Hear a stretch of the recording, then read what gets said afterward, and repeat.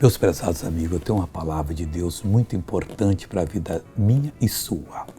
Às vezes nós pensamos assim, se a gente pecar um pouquinho, dá uma vezinha só para experimentar, a gente está tudo bem. Olha, é melhor manter-se virgem para Deus, virgem de pensamento, virgem de ação, incontaminável por qualquer mal. Olha o que o apóstolo Paulo fala em Romanos 6,15.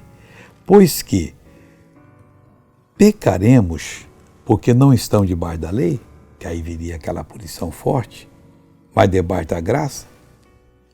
Ele diz de modo nenhum. Não cai nessa não. O diabo é astuto e ele é capaz de fazer muita gente. Não, só uma provinha, eu quero ver o gosto que tem. Mas para quê? Você gostaria de tomar veneno? Não, missionário. Veja o gosto e morra, vai morrer também. Faz isso não, espiritualmente falando. Fica firme com Jesus em nome do Senhor. Agora veja essa pessoa que foi abençoada. Eu estava sofrendo com uma dor nos joelhos e uma bola embaixo dos pés que não podia caminhar direito. Quanto tempo você estava andando? Uns 13 meses mais. Imita como é que você estava caminhando aqui. Caminhando. Agora anda normal. Essa vai para Canaã. Palmas para Jesus. Glória a Deus. Eu voltei para orar com você. Pai, toca nessa vida agora. Pai, cura essa pessoa. Liberta essa pessoa para a tua glória, em nome de Jesus. E você diz amém.